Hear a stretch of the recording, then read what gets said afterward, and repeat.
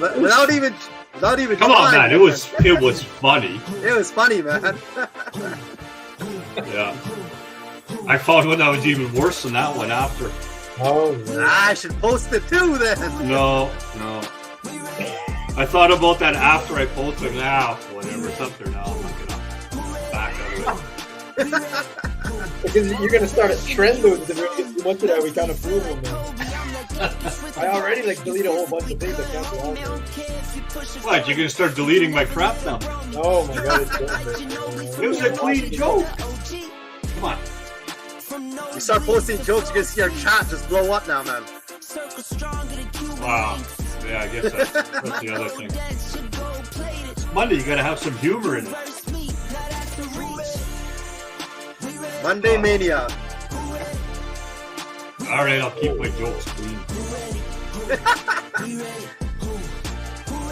Oh, let's load this up. Here. It's Monday. Why don't we just kick Mike off already? I know, it's all about ice fishing, eh? Snow. Where? He wants snow. He wants snow. Which means fall turnover, bro. Fall turnover before we get to the ice. We're going to talk a little bit about that today. We're going to talk about fall tactics. We can get to the other days. And, fish migrations and stuff. I had a little background on that. That was a good discussion. Stuff Andre was happening. Gabe, bro. Oh, yeah, I had your video here. I didn't load it up. I didn't have time. You got his prize, though. You got it. Yeah. Tournament starts this week too, eh? The black bass. Yeah, it does, man. Same with the kayak one. Completely different place, though. Yeah. Boom, it's the Cast and Egg podcast. What is going on?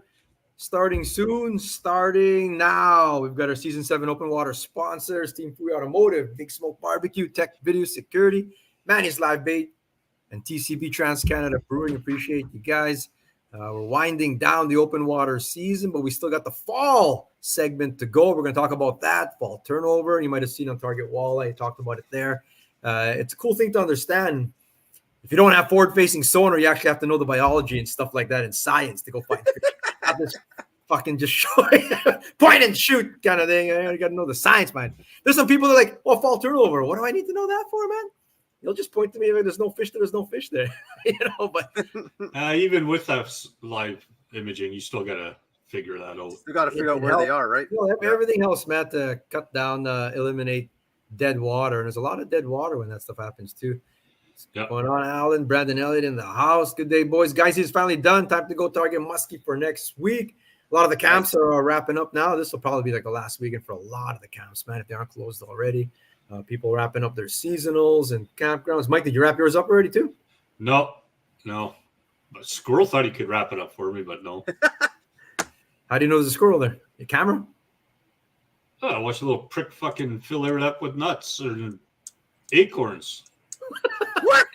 He's been there in so long. That's why. What's up, You're going to leave it to the last second, eh? Oh, it's okay. I filled him up, too, with freaking lead. Oh, God. He won't be putting his nuts in my freaking place anymore.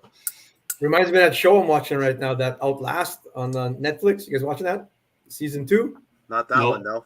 Oh, it's a good watch, man. They're eating squirrels and mice. They just killed a porcupine right now, so they're all happy about killing a porcupine. They never had a porcupine before. But when you're out there in the bush, man, 3 weeks or whatever. Anything works, man, right? Yeah, you're only eating little clams and mussels. Oh, man. Jeez. I was watching this series that started on Sasquatch. I made it like 10 minutes. I can't watch this shit. You're getting into Sasquatch, bro? No, Come on. Bill Otter, a first-time listener. How's it going? Appreciate you for joining us. If you're new to the show, welcome. Give us a sub over here in Kicker Fish. You can watch it still on Facebook. We're there. But this is all archived. Right now, though, every Monday, Power Hour Plus, live, interactive. You can watch these. Like, they go back. This is our 7th season now. But they go back forever. You can watch them all during the week and whatnot, have them in the background. But if you're watching it live, you can interact. People comment after we're off air already and stuff like that. That's not. But that's just like this is live right here. Yeah. No interacting there. It's not us ignoring you guys. It's just we're not on anymore, man. Yeah. Or sometimes we'll have a guest on here, right? And then we're off air already. And then you see the comments pop up and I'll show it like, holy shit, is that live? Did people hear what I was saying? We're talking trash talking stuff. No, they know it's not live, bro. It's not. What's going on, Dave Simpson? But yeah, we're gonna talk some fall turnover, fall tactics. A couple of tournaments went down here. We've got the big one. We talked about the Pan American Black Bass that starts this week, and also on the kayak side. So we'll do all that. We got Jeremy Santos in the house. Mike the totally short fuse. Maybe we'll light the fuse today. Let's light the fuse, bro. Already? Why do you want to light the fuse? Why? Already? It makes for good TV. Why? Why do you want to light the fuse? I didn't bring a mouse. I'm over here live from Toronto, by the way. I'm in not Toronto, Here. Ajax. Here. Yeah, This one's broken, though. Ajax Pickering right now or whatever, and that's where I'm at right now. Tech Video Security Team, Free Automotive. Appreciate you. Big Smoke Barbecue. I don't have my mouse, but Yeah, you can tell. Just click. Click over there. Man, he's like bait. 90s Live Bay just flashes through. You can still use our code word, still effective, all 2024, CDP 2024. Go to Live Fishing. Bunch of cool stuff there. 15%. And not on stuff that's on sale. For now. When that stuff's not on sale, no more than it is on the alcohol board. Big shout out to Freeze and Replicas too. James Freeze and doing some good stuff there. He's going to mount up Jay's and Nick Tink's walleye there this year. Nice. He's going to present it to them at the Winnipeg Ice Fishing Show. Already starting to get some promo for that. November 9 and 10. Save the date. That is the biggest ice fishing show in Canada. So save the date for that, November 9 and 10. And then, what else? Bombers are winning. Like Eric's Jets losing. Like Mike. Like Mike. About, bro. Preseason. Preseason. Who knows, man? Is he talking about your Leafs? Is he talking about your Leafs already? So early, man. I never know what Igmar's talking about because half the time he spells shit like I do. This weekend, all the shore anglers. There's some killer shore anglers that you see. Trent's putting a whole bunch of stuff up there. You know, he's catching every kind of species. And go, Jesse Bell, you should be over here. Let's put some of that shore fishing skills to the test. Fam Shore Derby, got a whole pile of people signed up. Come on out, check it out. It's all to support the organization. Do all kinds of good things. A lot of the funds go directly to our shoreline cleanups. And it looks like we should be cleaning up Reynolds Ponds, but that would take like 4 dump trucks, I think, man, out there at Reynolds Ponds. Places a style. I do have a dump trailer. It's not I'll good. drag the dump trailer out. Yeah, we could fill it up actually out there. But this is at Selkirk Park, September 29. Message me or email fam.membership@gmail.com. Come on out. It's kids are free. Kids are free. $30 for the open divisions. That's kids 13 and under. All the kids are going to get prizes and whatnot. But actually, there's cash prizes for everything. Largest catfish, largest walleye, and then the real champion is accumulated length. So, I mean, you could catch 40 bullheads and add those all up and you'll win the whole thing, right? So it's whatever. Most species has a number 2. You got whatever wins, man. Yeah. Whatever it takes, eh? Garbage fish. I'd be willing to do a classic. Yeah, go ahead, bro. Do we have to release them alive to fish? They got to be. Anything is part of the permit, anything part of the competition. But so no bullhead shore lunch. If that's what you're asking, bro. At the ice show this year. We'll talk, Brandon. We'll talk. We got Cameron Tate cooking up again there. We got all kinds of people coming down. Nice. Love you, Open Grills. Only likes the Tolly. That's the New Brunswick charm right there, brother. No matter. Largest sauger. Leon would win that one, man. Yeah. In the white pail, they go. Here we go, Dave Simpson. He's supplying all the pails for everybody. But come on out to the Fam Shore Derby this Sunday. It's cool stuff. We have more derbies. Just keep promoting the Red River Greenback Classic. So just so you know, I know a lot of CDP Nation is entered in it. A lot of CDP Nations on the waiting list. It is at 111 teams signed up, but it's maxed out at 100. That's pre-fish day right there. Yeah, that's pre-fish day. For most, yeah. So we've got 11 teams that are on the waiting list. It's just the number of rulers we have, plus logistics. So I'm going to let them know ASAP. I'll probably know the next week in a bit whether we can expand it or not. But yeah, man, well over 220, 250 anglers kind of thing. So we might pay out the actual pay structure there. Come on out, man. The Red River Greenback Classic, 17th year. I think I got a couple of extra judge rulers around here if you want to number them up. Yeah, might have to do that. Like every ruler would help. Because people are like, well, I could just lend you mine, or people would bring their own. It's not the thing. Like we have to own the ruler. Yeah. Because that's just another check and balance for no shenanigans going on. You know what I mean? The catch, photo, release. We've sort of thought every way that you can cheat. And sort of we have a check and balance for a lot of the different ways. And a lot of it is like we own the rulers. They gotta come back the same way they went out, kind of thing, and stuff like that. So yeah. I might be acquiring a few more. We'll see. But yeah, go sign up though. It's crazy how this thing has grown, eh? From what pictures of oars as a ruler to judge ruler now, man. 2008, 6 boats and 1 pontoon. By the end of the day, all tied up together because we only had one good working anchor between 7 vessels. Yeah, we were all tied up barbecuing, and like that one year, a 31 won, it's measured on an oar. Against an oar, who knows what? And he beat my fish. I go, what the fuck? Santos will never forget that because he got second place. I will not. Yep. Yeah. Come on, as many people in the boat as you can fit safely, of course. But your boat max is 5, for example. You can have 5 people out. A lot of people are pulling their kids out of school that day. You could do worse things than go fishing. I think there's only been a couple times that people that fish on a regular basis and do tournaments has won it.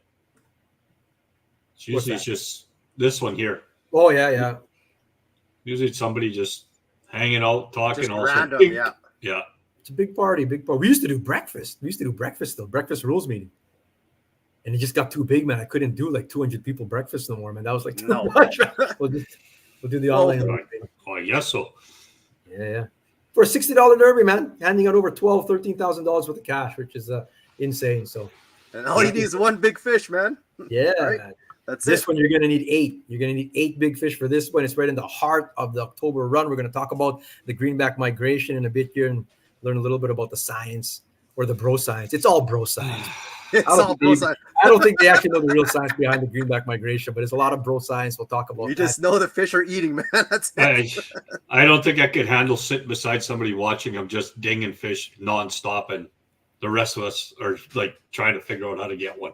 We're going to talk about that. Why would that be? Like, why would that be where there's 4 boats anchored, spot locked, what have you? I don't know. And there could be one boat, and what are they doing different? You know, and like I always said, man, if someone else is catching by you, and you start like eliminating the possible differences, like because you're doing something wrong. If someone's catching and you're not, you're doing something wrong. And it's whoever can figure out what they're doing wrong the fastest during an 8-hour tournament day usually does okay. But we've got 53 teams for this one. The 6th annual, and a whole pile more coming in. We'll probably hit the 60, go past it, I would imagine. So 53. Nice. Not even October yet. It's a month away. So good. Get your entries in. We got some American teams. Looks That's like we awesome, got some Rider Nation coming out to represent and take our money. So, yeah, it's good, man.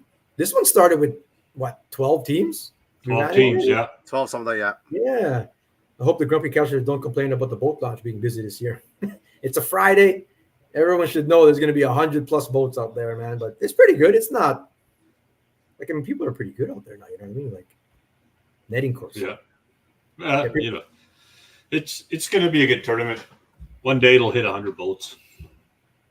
Oh, it'll be sooner than you think. Yeah. It'll be sooner than you think. Not one day. Big shout out to Laurent Raymond over at Clark's Corner in Pine Falls. Appreciate you, bro. Someone's going to get there's a draw, early bird draw. For $200 at Esso, any Esso kind of thing, but that's over in Pine Falls. So big shout out to Laurent. I appreciate you, bro. That's fantastic. Big supporter of everything that Kickerfish does. And we're partnering up with the St. George Voyageurs Walleye Classic this year, and the SWC are teaming up to bring you the Fall Brawl Big Fish Throwdown. So you have to be entered in both tournaments to qualify. And I believe when I was talking with Steve, just one of the anglers? Like if you just say your name, if you're like Mike Totoli and you're in one and you're in the other, but with different partners or whatever, you're still entered. We're gonna have to straighten that out. But we've got Elliott Rods coming. Elliott Rods, eh? Yeah, well, the back of the Elliott Rods are $4.99 in the store, bro. I don't mix with Pine Falls. Me and Pine Falls don't get along. But if you're ever gonna win one, how long has it been, Mike? Since how long have you been tournament fishing, Michael? Next subject. How many have you won, bro? You're really trying to light him up, eh? I know. Next subject. It's gonna happen this year. Mike's gonna happen this year because Mike was telling me about a guy that just started. This guy just started, Mike. This is like he just started in the last couple years. Started doing bass tournaments. That's Jack Brenstall, yeah. So he just got his bass boat. Just started. Has a win under the belt already. Took down the last chance, Shoal Lake last chance bass tournament over there. Big names in it too. I mean, wasn't an easy one. Gussie was in 4th with Dennis, and then you got the Forsyths right behind them, and then Zimmerman and Kessler, and you got Terry McClymont yet too, and Strempler. Like there's big names in there. Those are big names, man. bro. KBI winners, Baczynski, Bernard, like they've won KBI. Yeah. Steblinski, like I mean, these are all Mark Levick, these are Terry McClellan, like these are all big names. So hats off to Jack, bro. He's one of your security guards, you said, at the Fish Futures? Yeah, he comes once in a while. Like his dad, he's on the board of the Fish Futures banquet. So, and he's come out and worked a couple times as security. But yeah, he had I think he's got a Ranger boat, and they've been working on it all summer. Nice. Well, this is Dennis and Gussie. Gussie was just on last week. If you didn't catch it, you can watch the show still. That was episode 37, I believe, just last week, talking about the Black Bass Championship. Before he heads out to New Brunswick, he still had to do a tournament out here, and another fourth place check for Gussie. He just, like, his season is funded like the Sunset Country season anyway, not the elites, but it's funded by just cleaning up at a few tournaments beginning of the season, and all his entries. He's paid off right at the beginning of the year already, man. But you're good. You're good, though. I mean, it's not. He is, yeah. Well, anyone who's consistent when you do tournaments, it's just like there's a reason. It's not. The answer is not cheating. The answer is like you're good. So it's not a. I talked to a lot of people, man. You're doing tournaments or whatever. That's like a lottery. Eh? He goes, no, not at all, man. Like I'm a donator. I'm throwing money away all the time, but I know I'm throwing money away. It's not due to bad luck. I'll tell you that much, man. It's a lot of hard work goes into this tournament fishing. I tell you. I've been donating since the '80s, so there's your one answer, LeBeau. I could have freaking retired on my donations. Don't take the bait, but he's already given us the date, so we know how many decades now. So now we're into the decade. Santos, have you won a tournament before, first place? Any size tournament, bro? No. Well, any size tournament, I've won 3. We won. Me and the toy won 1 round. Does that count? That doesn't count because you're going against 4 other teams in a round. Hey, we could have won another round if somebody would have put his phone down. Oh, come on! You don't know what it was, bro. You catch 5 walleyes in a row. You think that one's not going to be one? It's fishing. We never saw it. True North Base. Check them out online. They got some awesome stuff there. You got to come back to the show, bro. You got to come back to the show. All the way from Toronto. Yeah. Team Canada, Gussie, and Team Coop, and Kayak Team Canada, Nick, Team, and Team Denise, and even Flynn Scott, actually. Forgot Flynn Scott. He did 2 of our tournaments this year, although we got DQ'd at Pelican. But 3 people now. We're going to talk about that. They're going down to Lake Murray in the States to represent Canada. Some guys are just good. Look at Chris Gahn this year. Incredible. He is. We're going to do the rankings. The rankings will come. We still got the fall tournaments. There's still 3 or 4 more, 5 more tournaments to go still. So we'll see. But working on it. Fingers crossed. We've got a spot for you, bro. No. Of course, man. Come on up here. That's the Gussie lookalike, by the way. They're over at True North Base. True North Base. Yeah. I'm going to pull that picture up. Let's see if we can find it. But yeah, Chris Gahn is right up there. Right up there. He has to be, man. He'll be like what? If not the top, he's going to be top 5 for sure, man. Oh, man, this year he's killing it, man. Just, like when you're on a roll, you're on a roll. Just nothing goes wrong, right? I'm still you know, you won Angler of the Year. You know what it's like. When you're cooking, you're cooking, man. I think I watched the podcast with Scott Martin, and he was talking to him. It's just every decision you make is like golden every time. You know, you got the Midas touch sometimes, and that run lasts for like a season, 2 seasons, kind of thing. It all rolls over. It's really good, and you got to strike while the iron's hot. Like you talk to Gussie right now, he's not on a roll, right? Like he's grinding every turn. He's still doing good. He qualified for the Classic, but he's grinding right now. And then if you can ride it out till that high comes, pow, you're right back into it again, and everything's going good. I was gonna say like Ian Water is on a killer roll this last 2-3 seasons. They are, but things can still go wrong. I mean, with the DQ over at KBI and stuff, but he'll come back bigger and stronger next year. I'm sure of it, or whatever. Well, look at Jamie Bruce. Like same thing. Just a little bit of bad luck there with the the last one, yeah. Oh, with the locks. I mean, winning KBI, coming in 3rd a couple times. So he's got a killer year going, right? Yeah, he's been going like Bruce. So it'd be nice to see that carry on into that next one. Mm-hmm.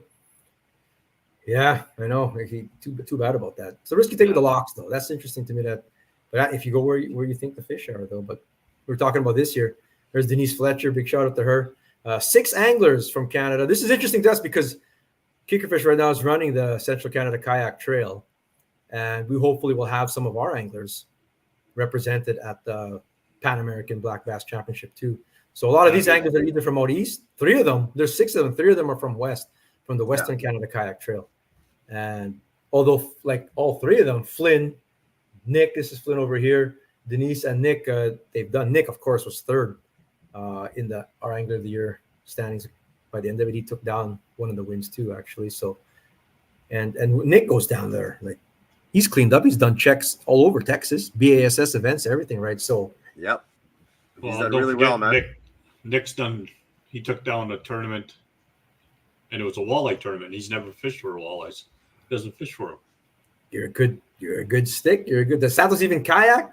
If you've been watching his stories, man, apparently he's always kayaking. That's all I do now, bro. Yeah, but these pictures, man, all I see is sky and a fish that you could have pulled out of your freezer, bro. Ah, Really? shit. That's all I see. I don't know, man. You could be sitting in your kayak on the grass in your. I'm front yard. not that good with Photoshop, man. Come on, bro. You got to get some background in your pictures, man. All I see is the sky, bro. I know. Well, that's what happens when I'm fishing by myself, man. Yeah, the selfie, you got longer arms than I do. No, man. I'm actually surprised you haven't dropped your phone in the water yet. I know. After everything else, yeah, I haven't dropped my phone, man. I think I've come once, like close once. I said, whoa, never again. Leon's been on a downward slope since 1976. Ouch, bro. Easy, bro. When he was born, bro, man. Yeah. What's going on, Tim? What's happening? If you're just joining us, it's the Castanet Podcast. We haven't talked about anything yet at all. Nothing. Shocker. But we are wishing the 6 Canadian anglers good luck this week, and all of Team Canada at the Black Bass Championship, which is being hosted in New Brunswick. Good luck this week. You can follow along. They might be live streaming it on Facebook, but if you type in Pan Am Black Bass Championship, you can see what's going on there with Coop, Gussie, Bob Izumi, and Nick Denise and Scott Flynn going on down there too. So I'll have to ship Izumi my glasses that I got there in that package. Holy. You'll like that one, man. Where's that picture again? Oh, I didn't put it up here. Old stuff. I'm gonna do a post on Doc Doc. If you're not familiar with Doc Doc, that's our Facebook page, our Facebook group page. That's where all our Beast of the Weeks come through there, or on our Instagram. Give that a follow as well. But we're gonna put up some old stuff. I'll put a post about old things. Like Mike had this. I asked you if that was still in the package. Like, it's still in the package, yeah. So why is it still in the package? Like, you never opened this old set of sunglasses. I don't understand. So a friend of mine, Mike Chambers, he's cleaning out his basement and he's been dropping stuff off. So he says, either if you can donate it, you can keep some stuff, you can throw it out, do whatever. Like, I got some old crap that he's dropped off. Wow. Like, Zellers, packages from Zellers, pickle rigs, 3 for $1. Damn, eh? Bob Izumi glasses are like that's Bob Izumi glasses, yeah. And then there's baits you can't even buy anymore. Bob would buy that back from you, I'm sure, bro. I'm sure of it. Should sell it. Yeah. You sell it at eBay. Well, remember the KBI 1988 KBI hat? Yeah, that's a killer hat though. So there's a lot from Chambers' basement, a lot of these things. Yeah. If you scrounge around a lot of garage sales and stuff like that, and it's you'll too find bad something. Some people will pass away or move on or that kind of stuff, or maybe people get divorced or something, just gonna sell off all the things. But there's a lot of gold to be had out there. You can see all kinds of I have a bag of old stuff too. We've been meaning to do a segment on this where I got these old Lucky Strikes and head-in plugs and stuff like that. Yeah. I want to put it into a display case and stuff like that. It's just classic, old stuff, which is cool, man. I used to work in the sporting goods department of Zellers. You're old, bro. You're old. You're old. Woolworth, man. I haven't seen a Zellers around. Woolworth. Oh my God, how far back you go with Woolworth, man? Oh, that's where I got Starscream, Transformers, bro. I still got that from the old Woolworth kind of thing. Jesus. Oh, shit. Nash is showing me what he's eating for supper. Sorry, I've been away for a while again, and I can't wait to get back home, kind of thing. But yeah, water is warm out here, man. Water's still 74 degrees out here. So what does that mean? That means there might not be ice again out here. Like, we need Southern Ontario to have some ice, but it's coming. Manitoba's always got ice, so we're good there. But we're going to talk about 66. So these lakes aren't turning over anytime soon. Like, not anytime. Well, not if the weather. Not if weather the stays like this. To go up again. We're in officially fall now, though. We're officially fall season now. What is the fall turnover? And a fall turnover can be a time to really capitalize. Fall in general, obviously. But your particular lake, whatever lake you're targeting, if you're familiar with what the fall turnover is, there's a time when to not hit it and when to hit it, kind of thing. So these guys will tell us what is fall turnover. We talk about it every fall, but we should know what it is already by now. That's pretty much when the thermocline starts to disappear and you get the top layer and the lower layer mixing. Yeah. What are these layers? Like the layers are? Oh, Santos, don't you have the scientific name for it? The really need scientific name for him. Go ahead. I don't know. I don't know if I can even pronounce them out, man. So the top layer would be the Epilum neon. Oh. Okay? You're going scientific. You fucking Wikipedia it. I did. I'm like fact checking you right now to see here, man. The bottom layer would be the hypolim neon. That's what it's called, man. The hypolim neon. Yes. And then the scientific name for the thermocline is metallim neon. That's what they're called. Those are the three scientific names for those. So metal and neon must mean middle. Yes. There's a middle layer too. Well, that's the scientific name for the thermocline. Yeah. Thermocline. Yeah. Well, a lot of people like sometimes on your finals you'll see like why is it fuzzy, especially if your sensitivity set up pretty high. You'll see like the density actually marking on there where the top half of your thing is a little blurrier than the bottom. That's the warm water you're marking there. And like there's a line that cuts off. And sometimes you'll actually see that line. And if you fish under that line late in the summer, like that thing's like almost depleted of oxygen. Like there's like in the fish oxygen. Like the wall anyway won't be there. When Nothing you got like even your pelagic kind of fish will sort of hang out even higher. And those ones can go in wherever they want because of the swim blads, like the trout and the lakers and stuff. But the whitefish. But those walleye, some people are fishing like dead water sometimes, man. They're just like jigging or trolling in water. Too deep, yeah. And I think this is the worst time just right now because this is when it starts to do that turnover. So once that turnover starts, it's usually the shitty end of the fishing. Yeah. Like at this time of year? Yeah. Like, I mean, we were fishing 33, 34 feet of water just to get fish. Yeah. Which really sucks because even some of them were smallmouth that were coming out of there, like 3.5 pound smallmouth we got in that deep of water. What lake? Lake of the Woods. Okay, yeah. So Lake of the Woods definitely has a fall turnover, but each section of Lake of the Woods is its own kind of ecosystem. So it's not the same everywhere, especially depending how flow works and stuff like that. You got your central region that actually has really strong flow, and sometimes it gets tossed around. Like you take a lake, like you take like Lake Winnipeg or whatever, even if that's deep parts or whatever, there's no real thermocline there per se. No. There's large flow and it gets tossed so much that it's always moving, right? There's just not going to develop a thermocline. The water is always churning. Yeah. There's always a lot of current there. You take Falcon, which can be notoriously hard to fish. If you're not familiar in the eastern part of Manitoba there, that has a thermocline and that has a time where there's a time, especially when it gets tossed up now, where you can actually target these walleye way shallow. Like, in the spring where you're like Ned rigging for them under docks. Yeah. There is a fall bite there, usually when all the cottages are closed up already and people aren't going no more. But there's a time that they go get them again. Once that water cools off, everything starts to move shallow before they start to hit their wintering grounds, right? A lot of the Northwest Ontario lakes, white shell, especially when you get the weed die off. Yeah. The weed die off, and now the bait fish that were hiding in there all summer and they have like nowhere to go. Now they're moving, right? Oh, yeah. there's a smorgasbord there for the fish. So a lot of times, like, especially in the States, they do like the night trolling. And when they're night trolling, they're long line trolling, but they're only trolling in like 5 feet of water. Erie does it. They have it like at Erie. They're like in 10 feet, 7, 8 feet of water. Quinny out here. If you go to like Winnipeg, no one does it. No one needs to fish really at night there because you can catch them at high noon at any given time. We're so spoiled out there. But if you were to night bite right now, and it's like, especially on a lot of the white shell lakes and stuff, you'd hammer them in all those places that used to be chock full of weeds. And a few weeks now, when they start to die off, oh yeah, man, like shit. Tim Reimer, by the way, killed it at Pelican this weekend, 62 degrees, but hammered him. Him and his old man caught a whole pile of walleye at that Pelican Lake. But Pelican's shallow, right? It's a shallow lake. Oh yeah. Thermocline is hard enough to say without Santos's. Santos. Oh my god, yeah. That's good. What's going on, Daryl? What's happening, brother? Bro, science. Santos got those terms. Those terms, man.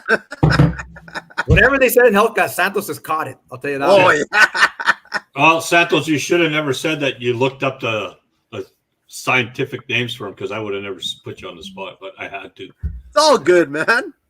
That's what we got to do. We got to do research, and we got to have some sort of science when it comes to bro science, bro. So you researched like 5 minutes before the show started because Eric sent out a message. This is what we're doing. Well, yeah, like. Ingmar, we got a new listener here, Jay Surgeon, or 67 on Lake of the Woods, by the way. Thank you. And then Ingmar's trying to scare him off. Stay off my spot, Jay. Fishing Lake of the Woods. That's good to know. 67. We're talking when the turnover is not going to happen until you get to you're talking like in the 50s, man. Like 50s, yeah, like high 50s. You're going to be that 58, 50, 56 degrees. But there's a lot of lakes that doesn't.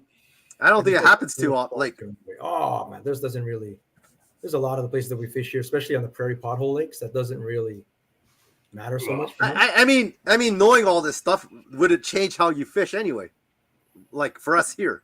Well, I mean, it depends what you're targeting, right? During like 2 weeks, like once it just turned over, you'd like to avoid it. It's just like so I was here. I was over on Belleville. I was just talking about Bay of Quinte. They had a walleye derby, catch and kill. Because the weigh-in is at the store. At the store. I'm like, the store is like 10 miles away from the water. I'm thinking, like, how's that work? Oh, we're going to be eating the fish after. Oh, shit. Okay, you got to kill them. That's your derby, bro. You got to kill them, and they got to be within the slot. There is a slot.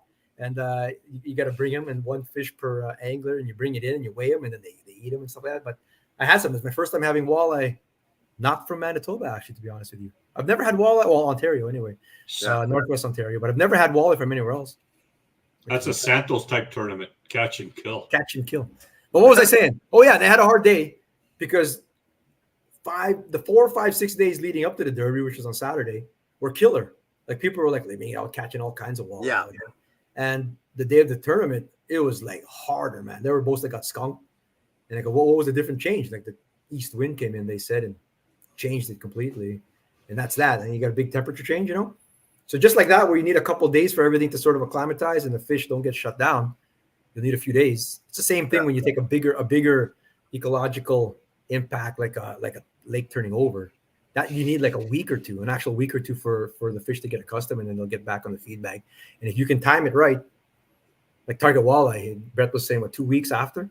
Like 2 weeks after a turnover somewhere, lights out, brother, man. So you know when to avoid a place. Lac de Bonnie. Mike, you know Lac de Bonnie. Would there be a turnover there, or is it too much of flow? Certain parts of the lake will actually have a thermocline. I've seen it on the graph. Like literally, you can literally see that line on the graph. Yeah. And all the fish are like right above that line, and there's nothing underneath. Nothing underneath. Nothing. But it's not there for a long period of time. It's there, and then it's gone like 3, 4 weeks later. Just enough, just like late August, September. That's it. Yeah, and then all of a sudden it's gone. There's lots of flow there too. Keeper fish, we're gonna make a t-shirt. We're gonna make a keeper fish tournament one time. Oh yeah, you gotta kill the fish, man. Let's see how fast you get a permit for that one. That went viral with the weights. We got weights in fish. Like that was a catch and kill, which I never got because I can see catch and kill tournament. You come in. Like these guys fishing, man. Like Chris Gott, Tony Shirley, fish catch and kills on Lac Seul and stuff like that. But this one was like you drive. Like you drive from anywhere. Like we're talking like this is in Ohio where that big derby was. And they had like 3,000 entrants. But you go catch something. And you can bring it from anywhere? You drive it. So no wonder all kinds of hijinks are happening. Well, like you get bored in the passenger side sometimes and you can only play with the Spotify enough, but you can't go to sleep. That's a no-no. Don't do that, man. Never do that, man. If your partner's driving and you fall asleep, that's a quick way to not get invited again. That's why Santos has not been in the boat for a long time. He falls asleep in the passenger side. But that guy's like stuffing fish probably there with him. Maybe that's where they cracked up that idea. I don't know. Dude, it's boring in the passenger seat when you're driving. Bigfoot podcast. Sasquatch Chronicles is the Even one. that puts me to sleep. that keeps you awake because I just laugh at everything, man. I remember seeing the thermocline on older depth finders clearly. Don't seem to see it on the newer ones. Yeah, they've got that function now, bro. It says erase all the wacky stuff that we don't need kind of thing, and it erases it. It erases it. You don't see the thermocline on forward imaging. Oh, isn't that crazy if you just see that? It just has water temperature just flashing. 74 down over here, and you just point it. They could do that. Don't the hunters have like a flare gun now that you point things and it shows the temperature of things? No, you're not allowed to hunt with it, but yeah, they have them. Yeah, it's called infrared. Infrared. Yeah. Oh, they're gonna come up with that infrared for underwater. Night scope. Live scope temperature. That'll be the next thing, eh? Bill Lauder has never fished Falcon Lake before. Any suggestions on where to go? Remember, we're talking Falcon Lake, Manitoba, not Falcon Lake, Texas. We had someone who had Falcon Lake in the title one time. Some guy from Y'all talking about Falcon Lake. You're talking about the Red River. We don't even have those fish in like they have a Red River too. That's huge. Yeah. Right? It's just so wild, man. It's so funny, man. I gotta put all those things in the. But anyway, where to go? Literally, bro, fish the wind blown. Like if you don't know where to start on that lake, it's very wind dependent out there. It could help you out, man. It's 100% wind driven. North, south, east, west. It's an east-west lake, but if it's blowing from the west, especially for a couple of days, go into that area, brother, man. And it doesn't matter what species you're going for. Yeah. Catch something, man. Yep. But this time of year, man, go hit some reefs. I mean, any kind of mapping you'll see like any kind of reefs. I would start at those in the fall, brother. Give it a shot, man. Wind blown, and then the reefs on top of that, you're doubled up. Yep. Just doubled your chances, bro. You're gonna go catch a limit, no problem. Do you guys remember what it was at Pelican Lake? 105, I think, if I can remember, bro. It was hot. It was hot, Tim. Tim's the one who had his It was really hot, yeah. It was warm. Yeah. I think it was the water was in the 70s already when we were there. When a lake's Not like hot, maximum 9, 10, 11 feet. It gets hot pretty quick, yeah. Yeah, there's aerators in there and stuff, but it doesn't really help it cool down. It's hot, man. Builds lots of algae out there and stuff too, Yeah. Trevor, same thing on my local lake. Was the fire, the lake turned over a week ago and then next to nothing. Yeah, it is what it is, bro. You give that another week now? Give it another week, especially when go back to it, man. When a lot of the weekend warriors have given up now. And you can go to your own home lake on your own and kill it. Hammer them, brother, man. I've hit some, like back in the day, I used to fish Nopalin a lot. Like name the lake up there, I fished it kind of thing. And we'd get them, man, around October time and stuff like that. Oh, man, it's stupid right now, a lot of those lakes. So, yeah. I've got a Lawrence lead, and you can see the bottom third line super well. Almost looks like you're getting a false bottom. Yeah. It's a lot of it's in the settings. So like your old Piranha Maxes and Eagles and stuff like that, like the old stuff, there wasn't really a way to set it. It would just pick up density and that was that. Whereas now they're so sophisticated, but you can tweak it. You can tweak it to be able to see all that stuff too. Yeah. I'll make sure I show up at Falcon Lake, Texas with my ice gear with the next Falcon Lake fish out. That'd be funny. Just, auger, right? Walking down the beach with an auger. You said Falcon Lake, you have your ticket and everything. Eh? Just don't bring the zebra mussels, brother. So look at this. So this guy says he caught and photographed a zebra mussel latched onto a catfish's whisker. Now, I don't think it's growing on that thing's whisker. It just got on there. It got on there, like a line gets in there, whatever. Yeah. Like it's not organically growing on that thing, but it can get transported. That's how they can move around, man. I don't know. I don't think our catfish walk over here, but no. I've seen Stranger Things or whatever. There are places where catfish walk across places, and stuff. But no. But what got me interested though was the comment that somebody had. He has a video of a snapper, turtles. You know, we love Beast of the Week turtles here, going across the highway, and they do move, obviously. But those things sit still and stuff. They can definitely carry something. Oh yeah, it would latch right onto their backs. Like, not going to get them off. Just something to grab onto. And barnacles or whatever it's on those things, man. Like they sit still long enough, right? I never thought about that. We're talking about birds and bands and stuff like that, but not just the anglers. I guess we're going to have to get them to go through the decon too. You know how long that line's going to take? Those snappers walk slow, bro. Probably as long as Jamie Bruce had to wait for that barge to go through. Maybe even longer than that, man. Doesn't that suck, man? You're just waiting for a barge. Oh, my God. Black Lake was nuts around now. Yeah, man. Black, Flintstone, Shoe. We used to fish Shoe a lot, brother. Shoe was good. Shoe Lake, and no, we don't like turtles. I don't think I've ever fished Shoe Lake. Never fished Shoe. What? That's like the first lake you come across. So we'd always fish it because it's the first one. But yeah. Shoe is good. Yeah, Gem is never fished Shoe. Gem's a good early season or late season ice out pike spot.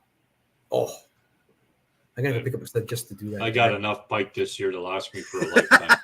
Big pike, brother. You got some big ones though, bro. Come on. Dan Kyatt, that final one there on longbow. I caught 6 pike before I caught anything else. Did you get any bass on the frog? No. I never went out on longbow this weekend. We went Lake of the Woods. I wanted to go for walleyes. So I went for walleyes. Yeah. I had a picture from Cheryl Wishart there. Cheryl Wishart, female anglers of Manitoba. I forgot to pull it out there. But she showed me like where they had their event at Croduck and someone was catching on the gummy frogs and gummy worms. Yeah. I got buddies that do that too. Whatever they like just throw anything. Gummy worms, man. One for me, one for you, and then they go yeah. They catch fish, man. It's just like it happens, man. I don't know. It goes to show you, man. Like I mean, you can get like the fanciest Yamamoto Senko, but if you could just go buy some gummy bears and gummy, man. Anything that sticks on a hook, man. So do you put on, just for shits and giggles, a special gummy bear? A special gummy that combines chartreuse and the gummy aspect all in one. Yeah, fish whistle, bro. Wouldn't that work? I think fish whistle. I think that would work. You guys got a tip? There's got to be a run on those now, man. Watch. We got to get our tip of the weekend here. Well, Tech Video Security brought to you by Daryl Rosenfeld, Tech Video Security. Contact him, man. All your home security. Look at Mike.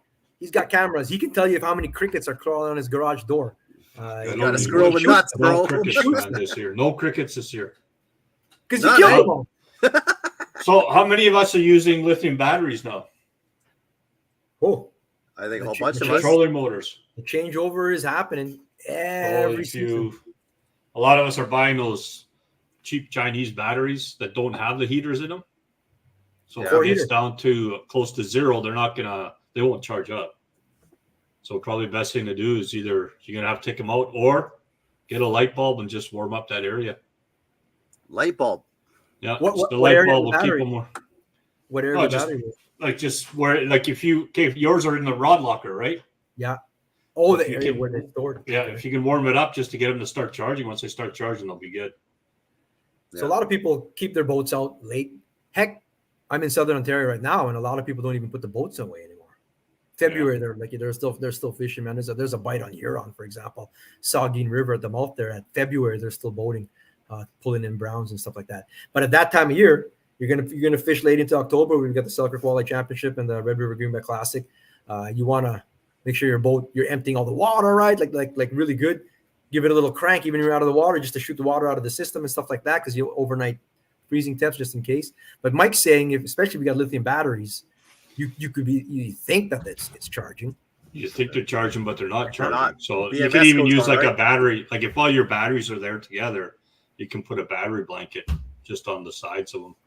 Just something to keep them kind of warm, and then you just unplug the battery blanket. As soon as they start charging, they'll stay charging. A lot of the newer batteries, or I guess it depends what features they have, but some of them have the core heaters, right? Yeah, they'll heat them up and then they'll start going. That's interesting, man. Yeah, because some people are like, wow, these lithiums are shit or whatever, but it's just that you're fishing later in the season or really early too. I guess you could take them out if you really wanted to and bring them in and do it. I mean, they are light enough, right? If you want to be really sure, then take them out and just charge them inside, right? Yeah. How many of us are going to do that? Especially you got to take a thought. Hey, just like you said, crickets. Crickets again. Doug Kramer, what's happening, brother? What's happening on the Red River boys?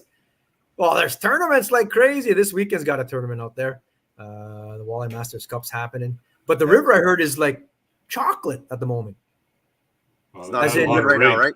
There was some rain that came down on the prairies in northern states there. It's going through. But there's always going to be somebody that still finds it, even though conditions are like that, right? So fish are in the river, though. Got to find Catfish are still going. Catfish are still going good. Yeah.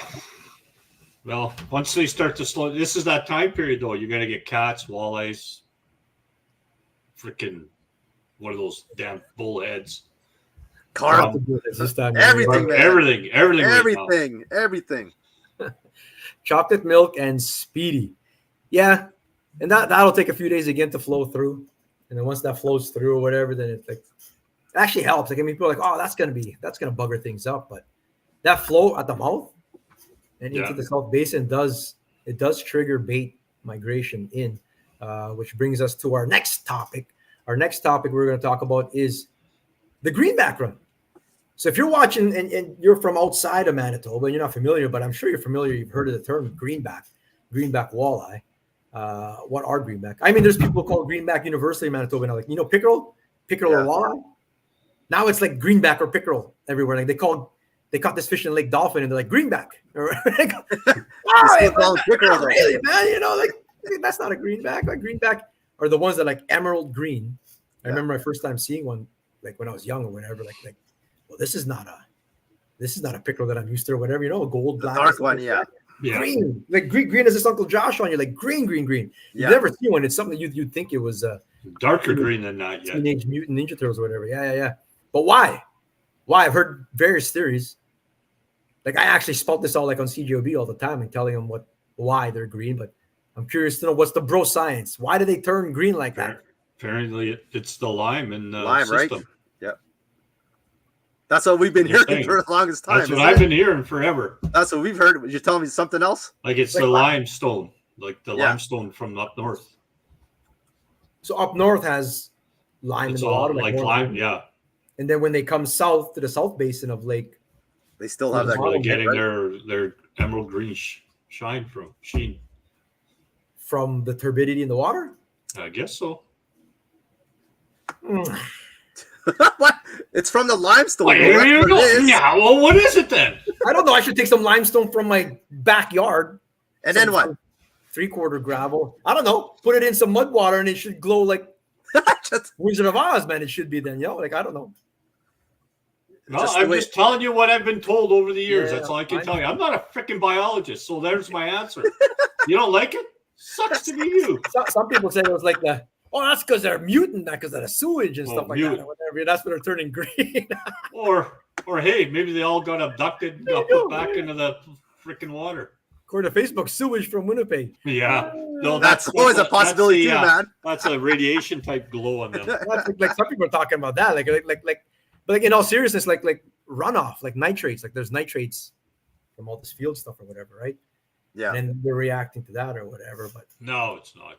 But the North Basin can't be the only lake that has like heavy lime content. There's got to be other lakes to do it. It comes down, but I mean, it stops probably around the Gimli area. Yeah, I've never been sold on that. We need like a scientist on here. We need somebody, yeah. Well, there's going to be no biologist that wants to come on with us. But whatever they do come down, they're huge, they're plentiful, they're really cool color. But why do they come down? Like, what is this whole migration all about? They're falling bait fish, right? Depends where all the bait's going. They only like to do two things: eat and swim. Reproduce. Well, Dr. Payman, doesn't limestone exist in Lake Manitoba? Why walleyes there are not green back then? That's my whole thing. Like, I mean, no, they're still green. They have green there. They're just not as green as Lake Winnipeg ones. They are here on Lake Winnipeg.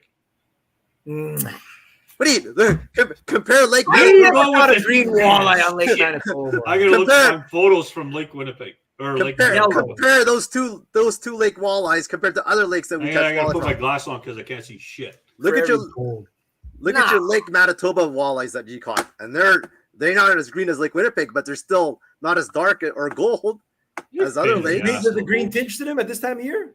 Lake Winnipeg, Lake Manitoba? No. Watch. Well, I mean, in all honesty, like they don't migrate. Like Lake Manitoba is what it is, like the whole entirety. South Basin and North Basin and Lake Winnipeg are like two different water bodies, basically, kind of thing. The water is really clear. Even when you start getting to Hecla, like water's clear already by that time, But you get to like Winnipeg Beach and the water, like you can't see your hand down in there a lot of the time and stuff like that. So it's got to be something to it or whatever. Brett Grimes, let's see. Our Lake Manitoba Greenback Steep Rock is covered in limestone. No, and that's my whole thing. Like, I mean, all kinds of lakes in the world have lime in it. I just don't see genetics. They say it's not a subspecies, man. Like these are walleye or a walleye or a walleye. They're not a subspecies of anything. So, I mean, if it was genetics, then you start talking like it's a different subgenus now, right? Because of that, but they're not. Yeah, I know that much. Laxo, there's so many different colors of walleyes, and I've summed it up to mainly genetics, like those blue walleyes and stuff like that. Interesting. It's all the chemo shit, the chemicals in there. Don't they also chase the warmer water in fall? Yeah, so let's talk about that more. It's not just that they're chasing food. They want warm water too. Well, it's a spawning thing. Yeah, like it's like a salmon run almost. But it's a huge migration. It's not like just from one end of Falcon Lake where they're going. No, they're going from all the way north. Yeah, going up shallow and whatever kind of thing. Like this is like we're talking hundreds of miles migration. And it's curious why, like, are they like salmon? Maybe CDP Nation was like, are they like salmon where they're going to go up? If they came out of the Broken Head River, for example, are they going back? Do they always go back to the Broken Head River? Do they always go back into the Icelandic, Manigatagan, all kinds of like Netley Creek? It's not just like the famed Red River. And the other ones that just stay in the South Basin the whole time, they don't even go into. Because some don't go yet. Fish spawn in the lake there too, or whatever, right? So are those ones staying out there, kind of thing? It's very interesting to me, man, on the bro science behind it all. He should be a biologist and check it out. Well, that's my whole thing. It all goes to show that I don't think a lot of our fish aren't studied. Walleye are, whitefish are. There's catfish studies here, of course, but everything else doesn't really. Like the white bass went extinct. And they don't know why yet. We don't have no freaking clue on why a whole species, invasive as it is, was here for 40 years and now gone. Like, I mean, like there's something to that. I mean, but okay, they shrugged their shoulders. Yeah, I don't know. That's all. There's no research are going into it or nothing. Maybe all the white buckets took them or something. I don't know. It's just weird, man.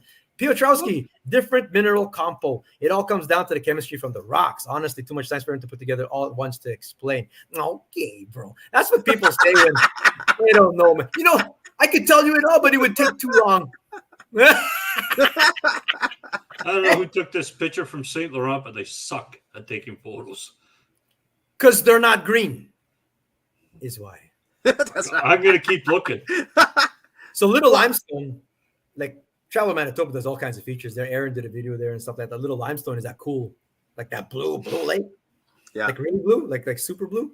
I've actually caught a fish there. Little smelty kind of thing. I've actually caught. That's the only fish I've caught in that lake on a little pit stop. But yeah, like the fish have no greenish thing to them there. The pike are really blue though. I've seen them swimming around that place. Yeah. That went all the way back to 2019. Yeah, I mean, you gotta wonder why other fish don't turn green, right? And just the walleyes. I mean, yeah, like that's not true. That's not true. What else goes green? Caught pike that were green, like a greenish tinge on the top, like a prism effect to it. On the top of it, really? Eh? Where? Like Red River? No, like Lake Winnipeg. Interesting. Yeah, but so you got to think there's millions of drum in there. I've never seen a drum that had a green tinge. Yeah, but they're called silver bass for a reason. Well, I know they don't migrate though. It's that change of water, like the environment up north, to the environment down south. Whitefish have a migration. They do it. Channel catfish move around. Like I don't know. Like I've caught them up at Blood Vein. That's North Basin. There's catfish up there. They maybe just stick to the bays and the rivers though. But if one were to go from there down south, that'd be cool. A green catfish. I'd call it a bullhead, and then I have the Manitoba record. They're not gonna fact check me, man. Over there, I can submit anything over there, man. Yeah, any size you want. Quentin says drum go green. Also, he's saying that greenish tinge or whatever, eh? Yeah, that's what he's saying. Yeah. Oh, yeah. Look at muskie. There are quite a few genetics involved with muskie. Yeah. Elliot's still talking about that's whatever I was talking about there. He's always behind. We can look at different muskies. This was in the store I was in the other day. Well, these aren't other. I guess tiger muskie, they call it a subspecies. But you got the barred version. You've got the spotted. You got the clear ones. Yeah. There's different variations. They're all still musky, I guess. You know what I mean? Like there's no. The closest one would be a tiger muskie where there might be because it's a hybrid. There might be a subgenus for that. And then you got the lowly northern pike. No hate on the northern pike. The lowly northern. I was going to say, I like how they got that line that goes across her. Yeah, and pike. That's the Tolly's favorite fish, man. All they had to do was change the direction, the alignment of its spots there, and it could be in the muskie family. It could be just as cool. Yeah. Even they were just spots kind of thing. That's interesting there. We don't even have any muskie this week. Part of the contest. We still got time. When's the last day for this? October 7? Yeah, something like that. Yeah. Go catch a pike, but you have to have CDP 2024 in the photo, like written, like that day. So people have been using their phones. They type it in the phones. You can't Photoshop it in like Jerry did, but you write it on paper. Yeah. What did Brandon wrote it in blood on his chest. In blood, man. Yeah. In blood. Anything they get in the contest, bro. But you're gonna one winner is gonna get a free guided trip, and you're gonna get into something there with Chris Gahn, arguably the number 1 ranked angler in Central Canada right now this year. Who knows? He might take top spot in the kickerfish rankings there. And Ghans's picking the winner, right? He's the one picking it. Yeah. And that's gonna be too much pressure. He's gonna be like, well, we gotta do some kind of group think on this one because I know I was gonna be ready. He's gonna be like, maybe I don't want to do it. Wheel of names, but not Santos wheel of names. No, well, Santos I can now, man. Garbage. No, you suck. Man. What are you talking about? It's a laptop that sucked. Fuck. No, you suck anyways, but. Is a Moor Lake. What's a Moor Lake, bro? MOR Lake. And the pike are super pale. I have no idea. Just like you can tell, like a resident pike in the Red River, resident walleye too, like super pale. You'll catch a 29-inch walleye. Yeah, they're like silver almost. Yeah, like it's pale. It completely got filtered to no color there kind of thing. And that's like a resident. It's been there a long time kind of thing. The greenbacks, because of that reaction, whatever the reason, man, it is a reaction of some sort. Coming from different water to the water down south, that fish migrated. And the brighter they are, I used to think that, let's go back again. I used to think the brighter green they are, that's fresh. That's what my dad told me. Oh, that's a fresh one, enough, he'd say. Like, that one just came in. That means we still got 3 more weeks of a good season, he would say. Like, because they're green. And they're just coming, yeah. I mean, you think about it, the longer they're there, they start to fade up. But then we're catching fish at the end of March Madness, and they're still, some of them are bright ass emerald green still, and they didn't just arrive, theoretically, right? So then they obviously don't lose their color being down for the winter, but if they stay in the river, 1 year, it's probably what changes is just they'll change in your live well, right? They do, If you leave them in your live well long enough, they start to go pale. Yeah. So it's just they just seem to change with their surroundings. That's where you add more of that go-go juice. Yeah. Then get the greenback. And then you eat it after that with the go-go juice, and then you get sick for a while. People are like, don't put go-go juice in there, man. You're gonna eat these things after. It's Powerade, bro. It's only Powerade. It's all that stuff is, man. Mm-hmm. They come down to the food stores, primarily an invertebrate diet. Whoa. Easy, Einstein, with the big words there, bro. Invertebrate. We can't even spell that word. You stop it. You are what you eat. You are. Oh, I'm not. Well, maybe he knows more than we do. He is a geologist. He'll know, man. Yeah. They don't research the white bass because it'll open a whole new can of worms with Manitoba Hydro in the state of the lake. A lot of the times, man, politics come into all kinds of decision-making and stuff. Yep. It's unfortunate. Well, you're opening a can of worms. Look at what Jesse's comment. Where? Don't let me forget my point. I was talking about something here. But so what would cause the special Cedar Lake tiger pike to have their patterns? Genetics, I would assume, as well. I don't know, bro. You let us know, guys.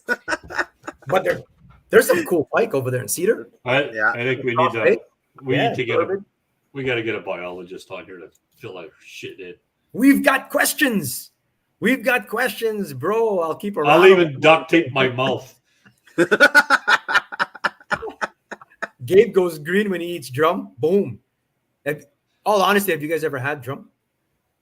No. A long time ago, man.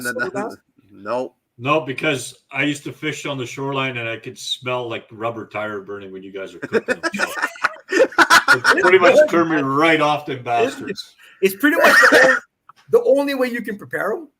And trust me, rubber tire? Like people have tried them out. Is you gotta you just cook them over a fire. You just roast them. That's the only way. Yeah. And that's how you have it. Because you try and do any kind of meal with it. I guess you're making fish balls or whatever. You could use anything for that. But boom. Little. So is it like they're just really greasy? Is that the deal with them? They're greasy, bro. It's a big fishy. flake. Yeah. Kind of like an Italian. No, it's not fishy. That's if you eat like a lot of fish have like the brown part. Yeah. Like say a tilapia or something, you take that off. That part is going to have a lot of the fishes, even if you annihilate it. But if you take that part out, you eat the white flesh. It's fine, bro. It's fine. The only one I don't like is carp. Carp's Not good. You don't want a carp, eh? Carp's not very good, bro. Well, I'll tell you what, eh? My parents, man, they used to eat the drum all the time, and then once they tasted walleye, forget the drum, man. Do never bring home a drum. They said. Oh yeah. They cooked it every which way they could, and they ate it all the time. But then when walleye started coming, they said, nope, no more drum, man. Have you got them started on crappie yet? Then no, they ain't gonna go back once they get into crappie, bro. Then Santos will be going, who wants to go crappie fishing? Crappie fishing. Can I take the limit home, guys? I will not take Santos crappie fishing. Come on, man. Keeper fish, bro. That's not me, bro. That's my brother. That's my brother, man. Anything. Now we've hit that time. We hit the hour mark, which means we're rolling into Beast of the Week. Dave Simpson keeping us on track over here. He's tired of hearing us talk. But this is interesting to me. What did I say? I told you to let me forget. I had something that I was going to say. Fucking Jesse Bell had put me off what I was trying to. Oh, the Cedar Lake thing, right? No, wait. Was there something before that? No, I forgot. It was something about some pale fish. No, that was like 30 minutes ago, bro. Oh, like politics. Yes. Even like I'm out here selling, so I'm selling, right? And I talk to all stores. Did you say politics?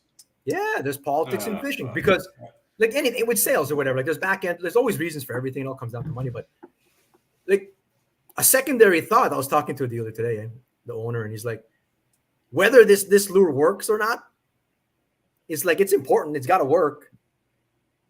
But my more important thing is like, what margin am I going to have on this thing?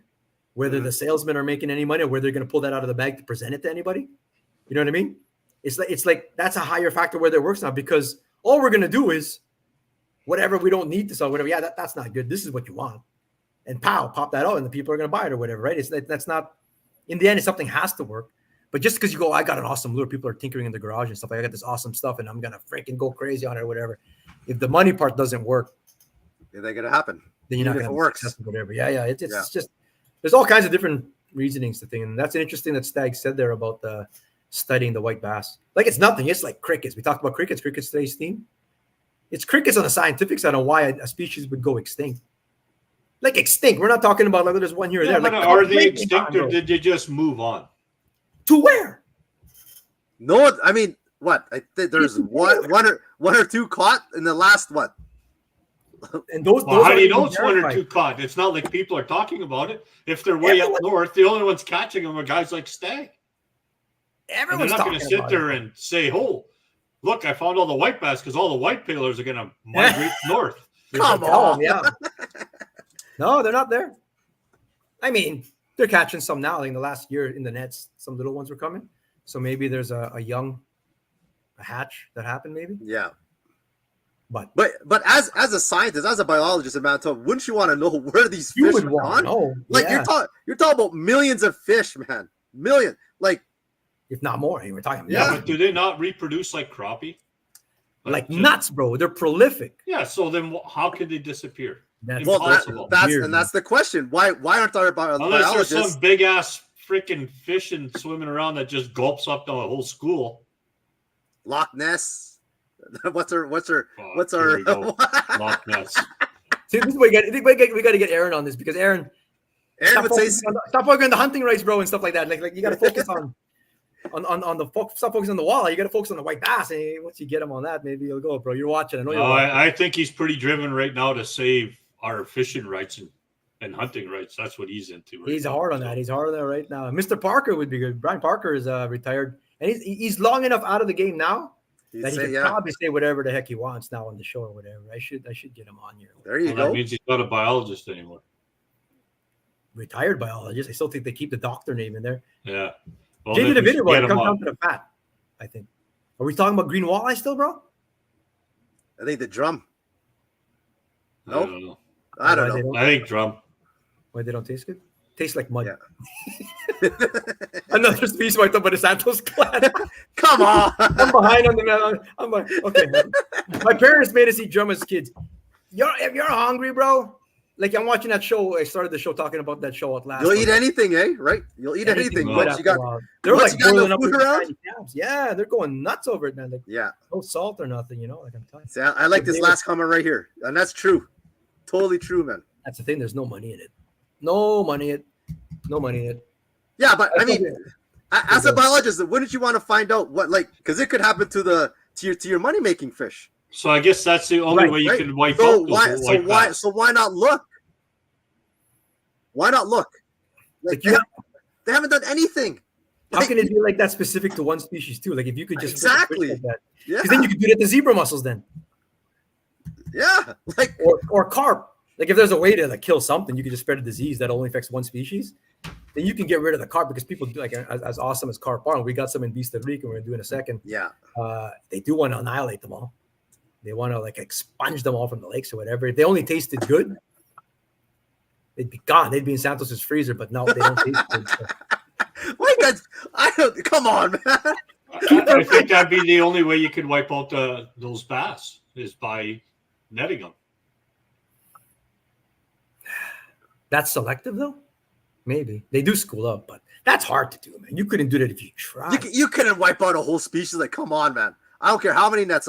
Those white bass were so thick in there, man. There's remove no the way. fat and they taste fine. Maybe you should start a video series. Where the fuck did the white bass go? Nah, I've had that in like since it disappeared. So this was was the first year of 39 hours, 2019.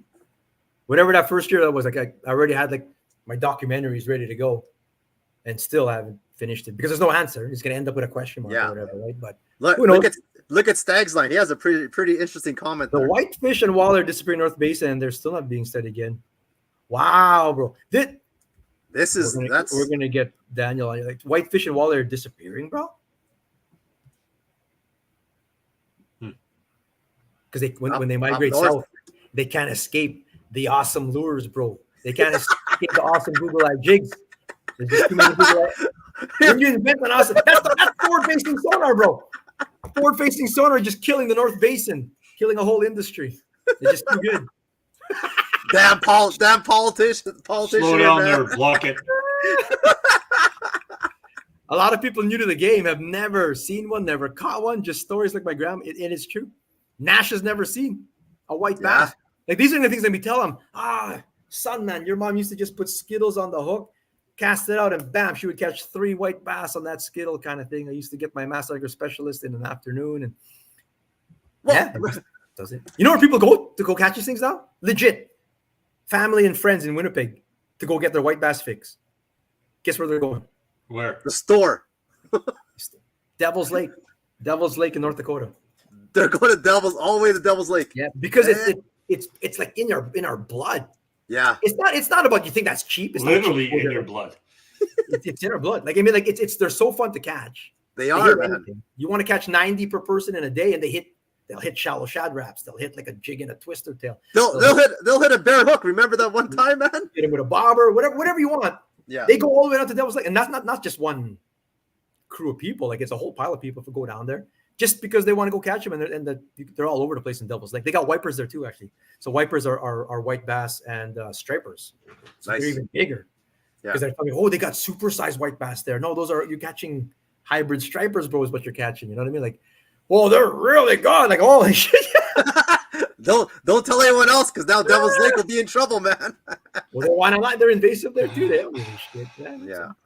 Devil's Lake, the guys that they still hammer walleye on the wood. They still do that. Legit, like do you think walleye? Yeah. 1981 picture from the White Show.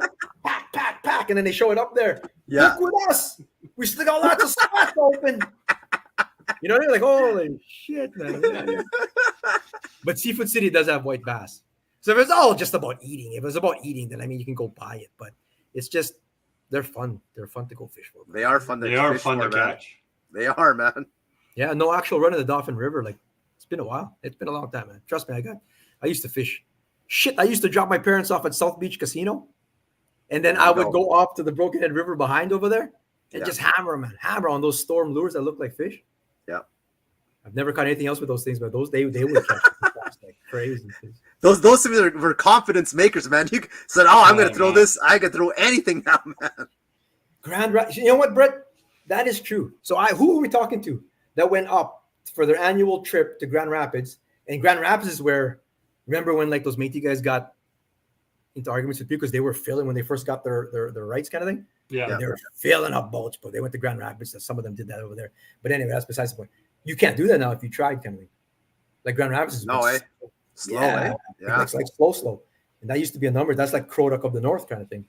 Yeah. But isn't that like just a cycle? Which could be. Those fish just aren't coming into that river park, maybe, or hopefully. I mean, it's a bait thing. Look, Pine Falls, Traverse Bay. The last 2 years have been shitty, but we're attributing that to. Now, Mike's been around long enough to know the cycle. Was there a cycle where Pine Falls has just been shitty for a few years in a row? No, it was always good. Ah, shit. Well, there goes that thing. That's Pine it. Falls Everything's going extinct, always bro. killer. Everything's going away. Everything's gone. When you think about it, it could be the white bass could just be the tip of the scale. To be honest with you, man. I mean, like, well, that's what I'm saying. That's why they should be checking, man. Why are they not looking? But we'll again, some more scientific words there, Mister. Because they're only going off of what happens in the commercial end of it. Well, and then there's Stag's comment too, which is Manitoba Hydro. Man, he said it twice. So I mean, interesting, right? Oh, Manitoba Hydro does control all our waterways. More investigative journalism brought to you by the Cast and Egg Podcast. We're going to dive deeper into this story and our correspondence, and we're going to have to fact check everything. But we're going to get back to you on this story, man. We'll keep on it. It's a cool discussion. These are discussions everyone has in their garage and stuff. Remnant sitting around waiting for a hit and a picker was so boring as a kid. But the chips for white bass up at Manigatog got me and brothers hooked into fishing. That's what got me hooked into fishing was the cast and retrieve, right? And white bass were big at that. Saugers, walleye at Lockport got me into that or whatever. Pickerel rigging was not boring for me though, because I was actually allowed to set the hook and reel it in. But I know so many people when like they said it. Okay, this one's your rod. Okay, it said. And then when you want to go touch it, don't touch it. What are you doing? Wait till it moves, and then all of a sudden it moves, right? Because the boat came by, and the person gets, no, that's not a fish. You know, that's just from the boat. Eventually, you turn a kid off or whatever, right? Because how can you say that's their rod, and then you don't let them screw around with it? But it's funny that it's funny that we're talking about that because last year everybody complained that the lake was so damn slow all the time. Ice fishing? Yeah. Now watch what happens this year. It'll be gangbusters. Why? I don't know. Just seems to do that. Every second year it's really good. Or it depends on how the ice freezes. I'm curious to see how Pine Falls will be. There's the difference this year is that there's actual flow coming out of the Winnipeg River, where that should mean that fish are coming deeper into the Traverse Bay and right up into right to the dam.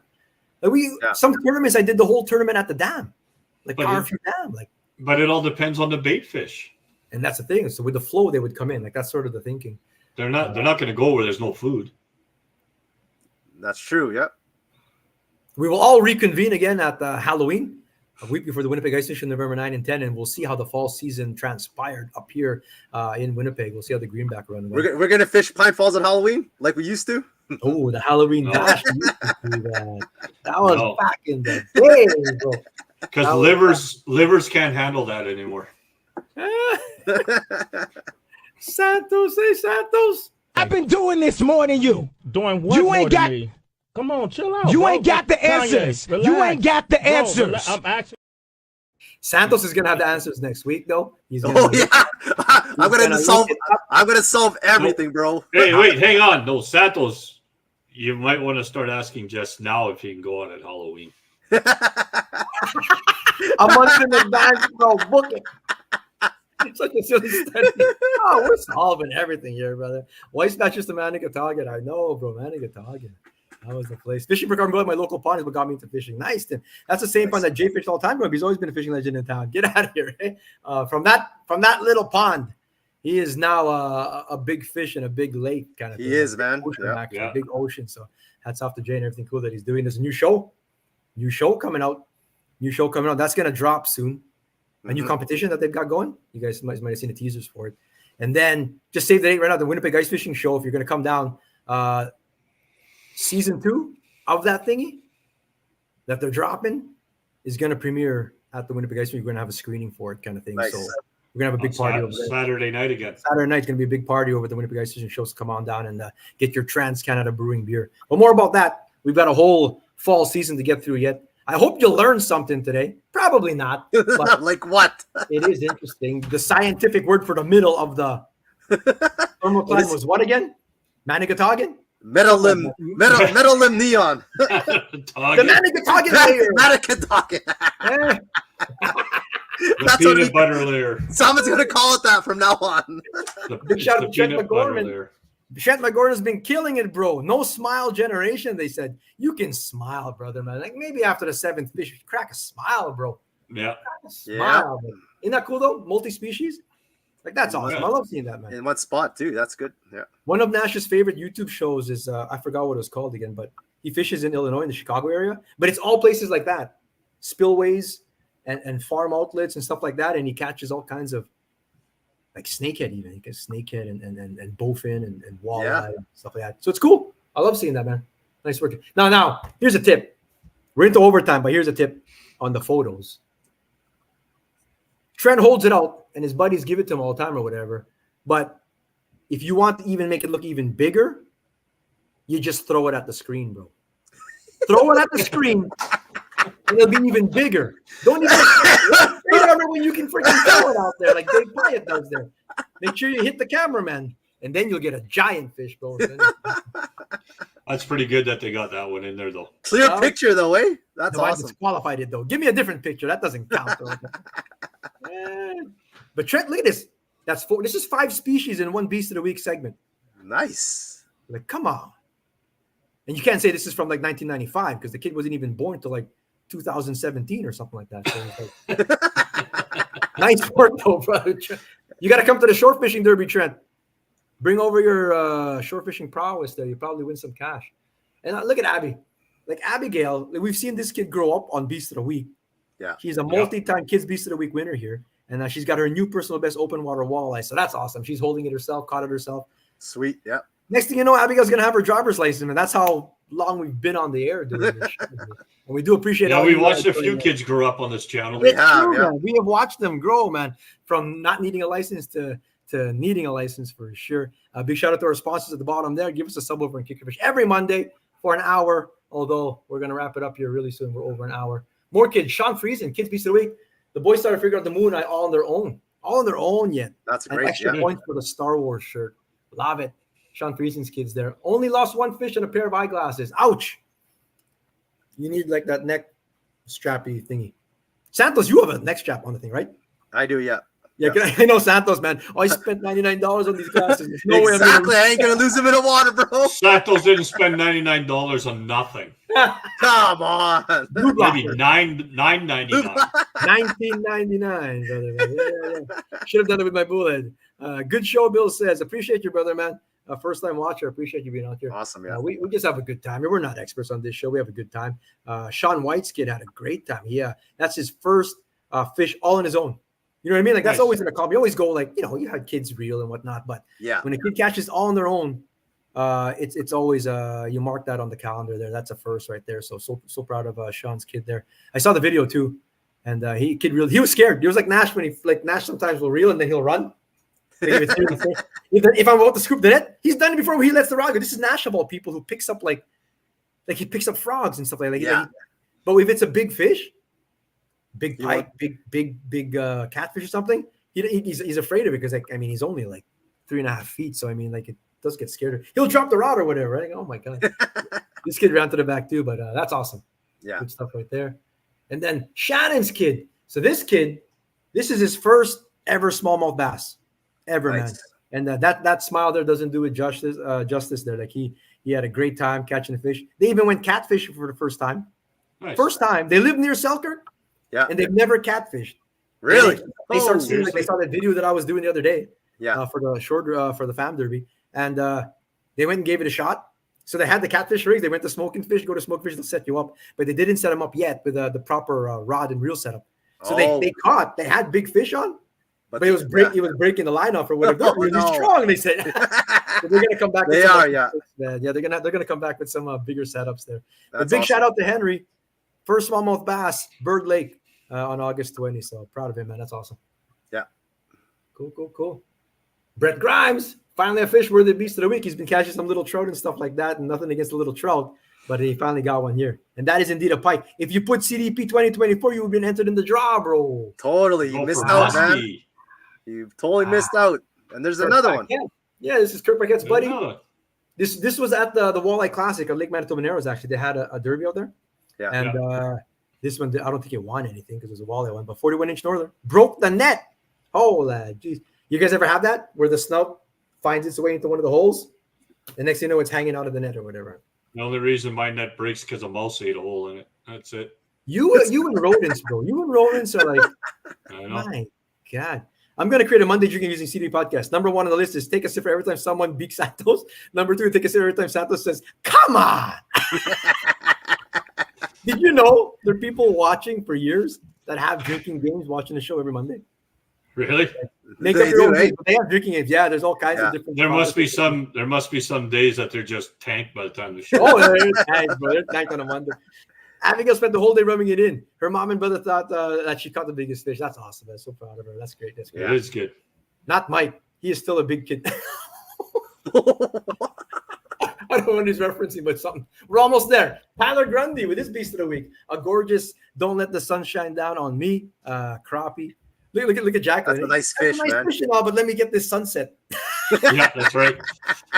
It is a good photo, though. It is, yeah. Not too often you get sunset photos with an actual fish in it. You know, normally a sunset photo signifies that you got skunked that day, but this one you got the best of both worlds, so that's awesome there. And they've been doing well at the track, actually. If you don't know, Tyler Grundy is a jockey. Jacqueline's a heck of a trainer. And, their horses have been hitting the winner's circle, man. It's pretty good. Yeah, it's good. Nice. Yeah. Check out the tracks there. They're doing good. Brandon Elliott, wish I had a scale because this 20.5-inch mama that I caught off the side of my boat tied to the dock waiting for Clydesdale was insane. 20.5, bro. Look at that. Where's the bump board shot? Off the dock too, man. Isn't that great? So I saw a video. Al Lindner actually shared it the other day, and it was like, oh, you always got to throw at least one cast off the dock, whether your buddy's gonna go park the trailer or whatever. Like you gotta do one cast off of there because it paid off for the guy got a 41-inch muskie, just waiting for his buddy to come. Just waiting, eh? Yeah, you got to do it. The only place where that doesn't work is the Red River. No, the Red River. Yeah. Brent, he says he's got a bump board shot of it. Nice. I'm just kidding, but I believe you, bro. 20.5 inches, whatever it is. Yeah, it's good. Valerie Hildebrand, 29.25. And you can tell this was caught right now because everything is green as heck. Green as an emerald greenback walleye. It's early in the season. I blocked it over there for you guys, but that says 15 feet, just if you wanted to know. 15 feet. It was very You can see 15 feet. You can see it. That's where the photo was taken anyway. So, I mean, there you go. Heck, there's another fish down there. I can see another fish on there. No, nice fish, man. 29.25. Let's get into some carp. Brina Tough. Brina Tough. You got to be tough to reel these things in, man. A 33.75. So that's well over 30 pounds right there. That's a big carp. That's a big one. Look at that tail on that thing, man. Oh, my goodness. And she caught her master angler out of that little creek in that one day. Like, I mean, they're fun. They're fun to catch. They are, yeah. She said like 5 master anglers that day.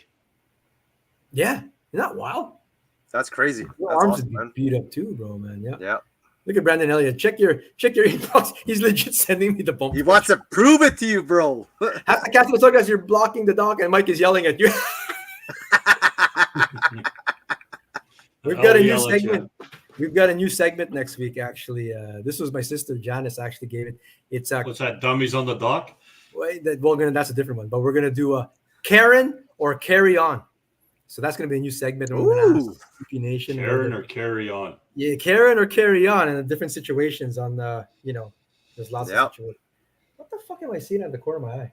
This fucking hotel room's haunted, bro. You see a ghost? Uh-oh.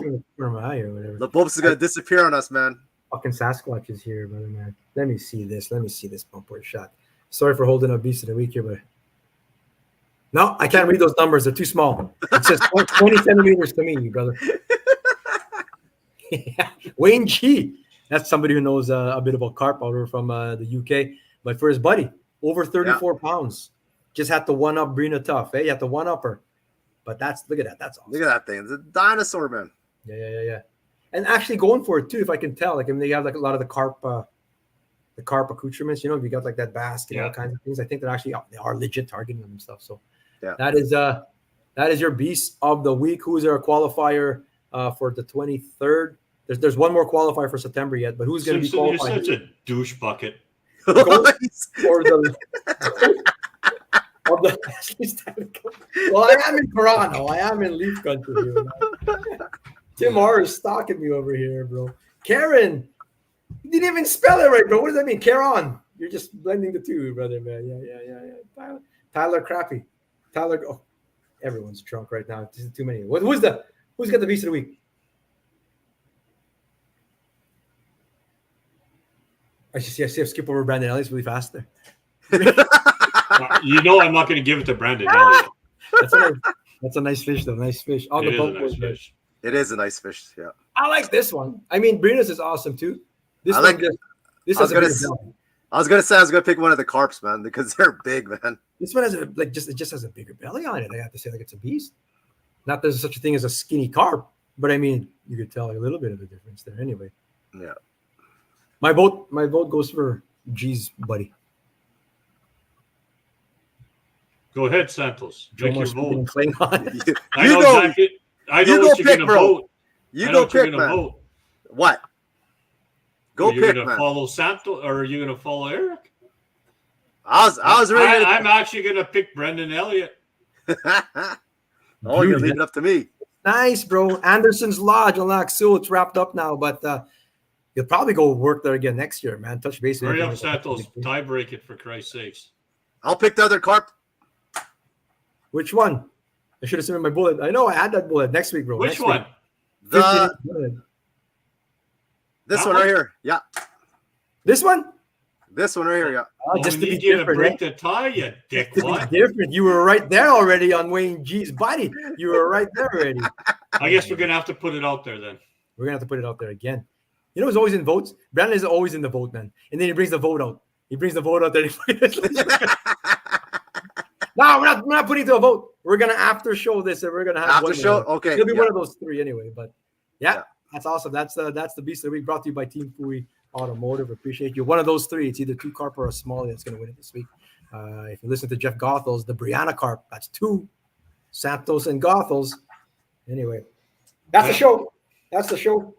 I still got some stores to go visit here in lovely Toronto. Never got to fish, man. Maybe next time again. No way. No, man, shit. The water here is like 74 degrees still, but there's a bite. Yeah. We'll see tomorrow. Yeah. Go find some, bro. Yeah. Damn it, I just tweeted and weed shot wins. I'd say the smallie. Well, that's two now for the smallie. There's out. Three, because Real Canuck said for the smallie. Real Canuck, yeah. Snot. What? And weed snot. Somebody got to go back to decipher some of the comments sometimes, but anyway. That's another power. We'll figure it out. We'll figure it out. Yeah. Speaking of weed, Knutson, are you on weed or what the hell's with all these comments? Did the music work? Good show, Jerry. Appreciate you. Brina voted for herself. It counts. That's 3. We'll find out. We'll put it on Doc Talk. Yeah. Appreciate you guys. Same time, same place next week. I'll be back to Winnipeg this time there. Maybe Santos will get some fishing done. And, yep. See what happens in the short derby. Peace out, everybody. See ya. Have a good week. Never. Knutson doesn't smoke it, bro. He doesn't.